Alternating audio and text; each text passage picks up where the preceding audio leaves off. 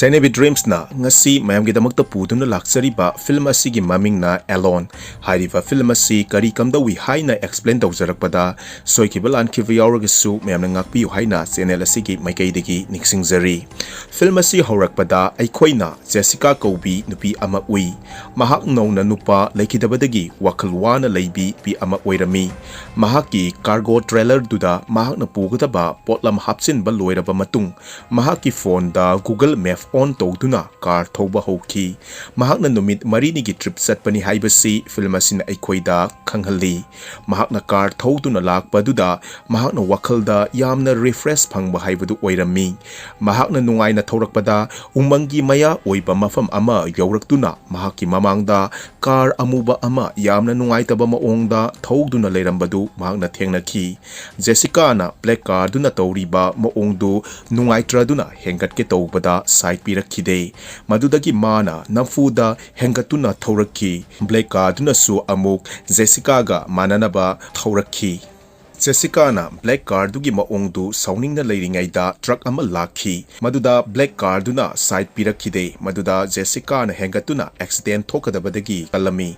mahakna wakhal pakhatna leiringaida black car duna horn khongba haurakhi black car duna hengatna thokiduna Jessica ngahak khamduna sor chaning tana holami masigi matung numidangi matam laktuna Jessica na mahaki car gi thau halingaida mahaki mapaga phone da wari sanarami makhoi ki wari sanabastagi aikoina khangi mahaki mapaga mamaga khatnaduna tongan lei haibasi maduda mahakna mapada punna leiminanaba wari saduna leiringaida black car du lakpadagi mahaki wari sabadu khanglep leplami Jessica mafamduda pantha batodana mahak yamna thuna car thoduna hotel da ahing duma lenba tarami mahaki mamagi phone su laklami maduda mahakna oklaroi khanduna okhide mahakna tumdringaida mahaki laiktraba mapuroibagi photo yengduna haukraba matam ningsingduna mapi ira chenduna wakhal nungairamde nongalabada Jessica na car thoge tawringaida nupa ama laktuna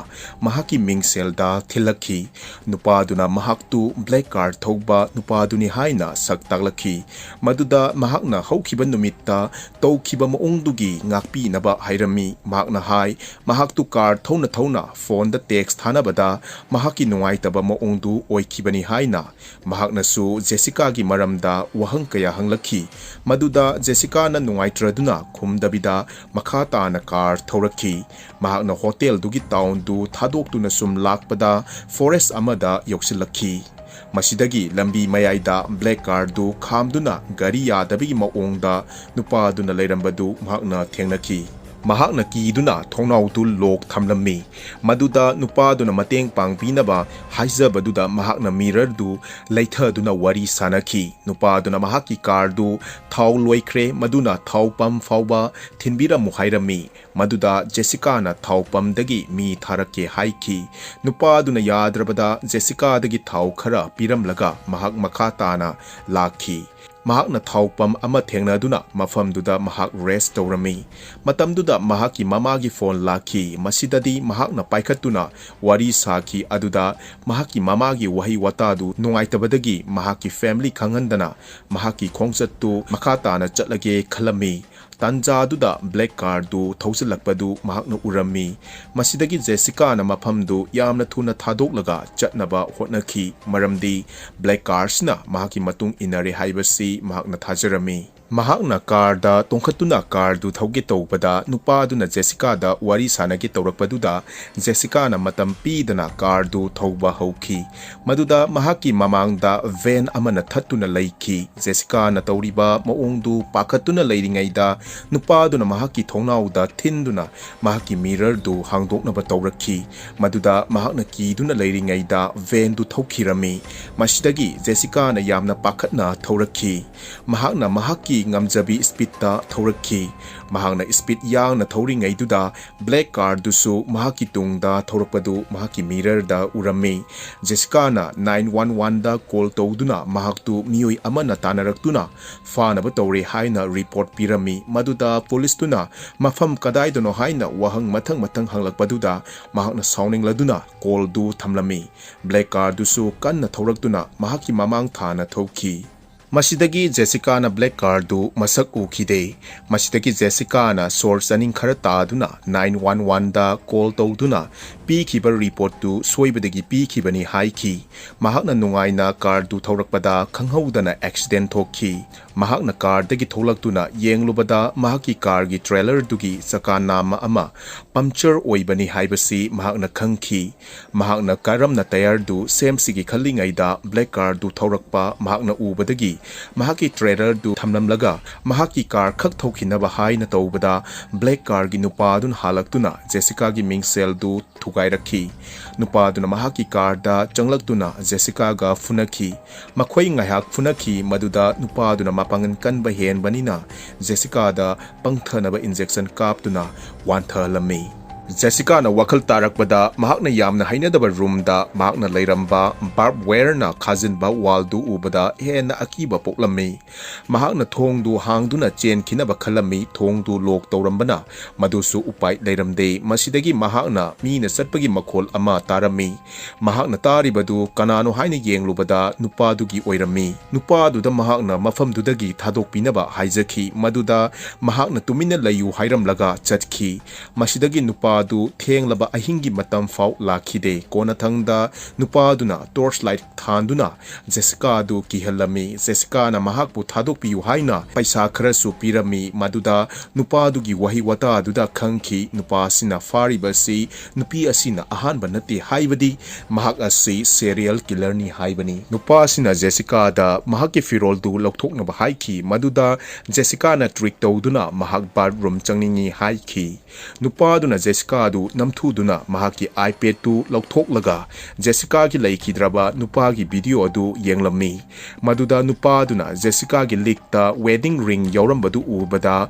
ꯃꯍꯥꯛꯅ ꯍꯪꯈꯤ ꯃꯍꯥꯛꯀꯤ ꯅꯨꯄꯥꯗꯨ ꯀꯥꯏꯅꯈ꯭ꯔꯕ꯭ꯔꯥ ꯍꯥꯏꯅ꯫ ꯃꯗꯨꯗ ꯖꯦꯁꯤꯀꯥꯅ ꯀꯤꯅ ꯍꯥꯏ ꯃꯍꯥꯛꯀꯤ ꯅꯨꯄꯥꯗꯨ ꯁꯨꯏꯁꯥꯏꯗ ꯇꯧꯗꯨꯅ ꯁꯤꯈꯤꯕꯅꯤ ꯍꯥꯏꯅ꯫ ꯃꯊꯪꯒꯤ ꯑꯌꯨꯛꯇ ꯖꯦꯁꯤꯀꯥꯅ ꯑꯃꯨꯛ ꯅꯥꯟꯊꯣꯛꯅꯕ ꯍꯣꯠꯅꯈꯤ ꯃꯗꯨꯗ ꯃꯍꯥꯛꯅ ꯂꯣꯛꯀꯤ ꯀꯤꯗꯨ ꯊꯣꯡꯗꯨꯒꯤ ꯑꯇꯣꯞꯄ ꯁꯥꯏꯗꯇ ꯂꯩꯕꯗꯨꯗ ꯃꯍꯥꯛꯅ ꯀꯔꯤꯅ ꯂꯧꯊꯣꯛꯀꯅꯤ ꯍꯥꯏꯅ ꯁꯨꯝ ꯋꯥꯈꯜ ꯇꯧꯔꯛꯄꯗ ꯃꯍꯥꯛꯅ ꯕꯤꯝꯗ ꯂꯩꯔꯝꯕ ꯌꯨꯄꯤ ꯑꯃ ꯃꯍꯥꯛꯀꯤ ꯑꯔꯩꯕ ꯄꯥꯡꯒꯜ ꯄꯨꯊꯣꯛꯇꯨꯅ ꯂꯧꯊꯣꯛꯈꯤ꯫ ꯃꯗꯨꯗꯒꯤ ꯃꯍꯥꯛꯀꯤ ꯖꯦꯀꯦꯠꯇꯨ ꯂꯩꯃꯥꯏꯗ ꯊꯝꯗꯨꯅ ꯌꯨꯄꯤꯗꯨꯅ ꯀꯤ ꯂꯧꯊꯣꯛꯅꯕ ꯀꯟꯅ ꯍꯣꯠꯅꯈꯤ꯫ ꯃꯍꯥꯛꯅ ꯍꯣꯠꯅꯗꯨꯅ ꯀꯤꯗꯨ ꯃꯈꯥꯗ ꯇꯥꯍꯟꯗꯨꯅ ꯍꯥꯏꯕꯗꯤ ꯃꯍꯥꯛꯀꯤ ꯖꯦꯀꯦꯠꯀꯤ ꯃꯊꯛꯇ ꯇꯥꯍꯟꯗꯨꯅ ꯀꯤꯗꯨ ꯐꯪꯈꯤ꯫ ꯃꯁꯤꯗꯒꯤ ꯃꯥꯅ ꯊꯣꯡꯗꯨ ꯍꯥꯡꯇꯣꯛꯇꯨꯅ ꯆꯦꯟꯒꯦ ꯇꯧꯕꯗ ꯅꯨꯄꯥꯗꯨ ꯁꯣꯄꯤꯡ ꯆꯠꯂꯨꯔꯒ ꯍꯜꯂꯛꯄꯒꯤ ꯃꯇꯝ ꯑꯣꯏꯗꯨꯅ ꯖꯦꯁꯤꯀꯥꯅ ꯃꯆꯤ ꯑꯃꯗ ꯂꯣꯠꯂꯝꯃꯤ꯫ ꯅꯨꯄꯥꯗꯨꯅ ꯌꯨꯝꯗꯨꯗ ꯆꯪꯂꯛꯇꯨꯅ ꯃꯍꯥꯛꯀꯤ ꯃꯆꯥꯅꯨꯄꯤꯗ ꯀꯣꯜ ꯇꯧꯗꯨꯅ ꯍꯥꯏ ꯃꯍꯥꯛꯀꯤ ꯕꯤꯖꯤꯅꯦꯁ ꯇ꯭ꯔꯤꯞꯇꯨ ꯃꯇꯝ ꯈꯔ ꯁꯥꯡꯊꯕ ꯇꯥꯔꯦ ꯍꯥꯏꯅ ꯃꯆꯥꯅꯨꯄꯤꯗꯨꯗ ꯃꯃꯥꯗ ꯍꯥꯏꯌꯨ ꯍꯥꯏꯅ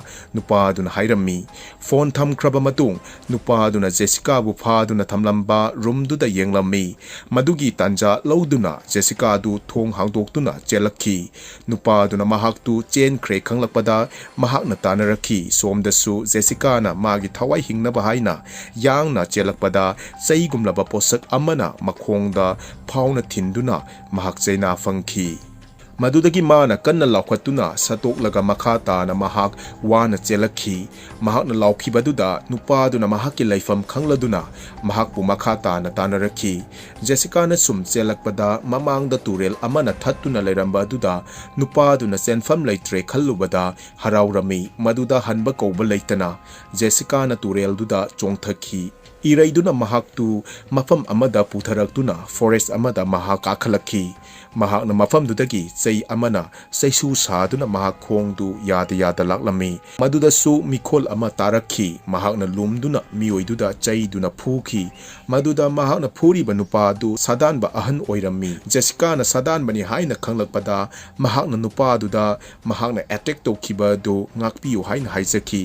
ꯃꯍꯥꯛꯇꯨ ꯀꯅꯥꯒꯨꯝꯕ ꯃꯤꯑꯣꯏ ꯑꯃꯅ ꯇꯥꯟꯅꯔꯛꯂꯦ ꯃꯗꯨꯅ ꯃꯍꯥꯛꯇꯨ ꯀꯟꯕꯤꯌꯨ ꯍꯥꯏꯖꯈꯤ꯫ ꯃꯗꯨꯗ ꯅꯨꯄꯥꯗꯨꯅ ꯇꯥꯕꯤꯔꯝꯃꯤ꯫ ꯖꯦꯁꯤꯀꯥꯅ ꯐꯣꯟ ꯍꯪꯗꯨꯅ ꯀꯣꯜ ꯇꯧꯒꯦ ꯇꯧꯕꯗ ꯐꯣꯟꯗꯤ ꯉꯁꯥꯏ ꯃꯥꯅ ꯆꯩꯅ ꯑꯦꯇꯦꯛ ꯇꯧꯕꯗ ꯐꯣꯟꯗꯨ ꯀꯥꯏꯔꯝꯃꯤ꯫ ꯁꯥꯗꯥꯟꯕꯒꯤ ꯀꯥꯔ ꯈꯝꯍꯧꯕ ꯃꯐꯝꯗꯨꯗ ꯁꯥꯗꯥꯟꯕꯗꯨꯅ ꯖꯦꯁꯤꯀꯥꯕꯨ ꯄꯨꯕꯤꯔꯛꯈꯤ꯫ ꯅꯨꯄꯥꯗꯨꯅ ꯃꯍꯥꯛꯀꯤ ꯅꯨꯄꯤꯅ ꯇꯣꯡꯅꯕ ꯈꯣꯡꯎꯞꯇꯨ ꯖꯦꯁꯤꯀꯥꯗ ꯄꯤꯕꯤꯗꯨꯅ ꯆꯩꯅꯥꯗꯨ ꯈꯔ ꯐꯅꯕ ꯇꯣꯡꯍꯜꯂꯝꯃꯤ꯫ ꯃꯈꯣꯏ ꯑꯅꯤ ꯀꯥꯔꯗꯨ ꯊꯧꯗꯨꯅ ꯂꯥꯛꯈꯤ꯫ ꯖꯦꯁꯤꯀꯥꯅ ꯁꯦꯟꯋꯤꯆ चादुना आराम खौरांबा खरा कोकलम्मी मखोई सुम लाकपदा उ अचौबा अमना लंबीदा फैदुना लेरंबदु मखोइना थेंनाखी मखोइना कुमथरक्तुना उदु लौथोकनबा तौखी मदुदा मखोइगी पांगल लोइबा नतना कारिसु तौबा ngamlamde tanjaduda black car thorokpadu Jessica na urami maduda mahak yamna pakhatki maduda sadan ba nupaduna Jessica bu pakhatkanu haiki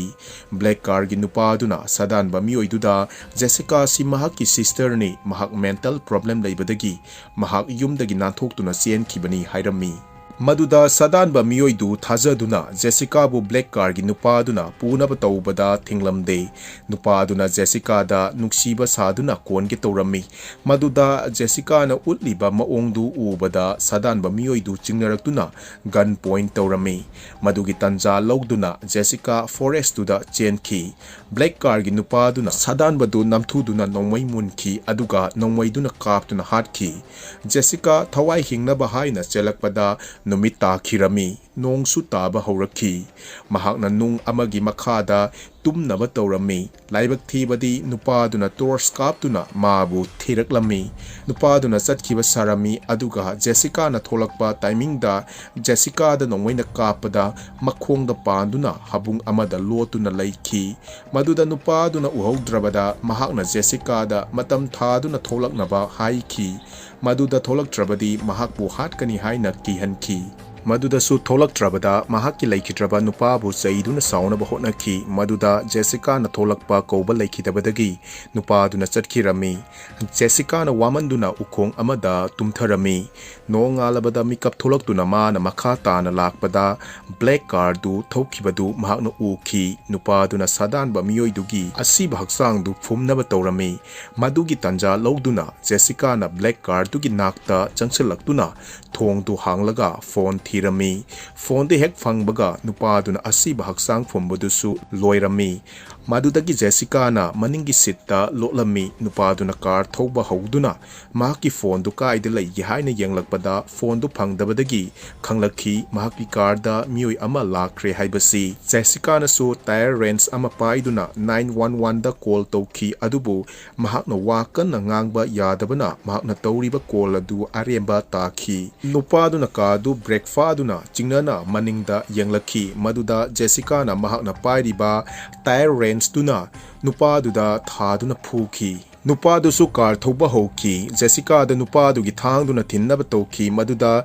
mahakna range tuna thaduna thang du tahalami Jessica na nupa du gi makudang da range tuna thinduna sohalami car du control to bangamdana accident thoki Jessica na sansa duna car du da gi tholaki aduga long na taduna leiringaida helicopter ama pairakpadu uki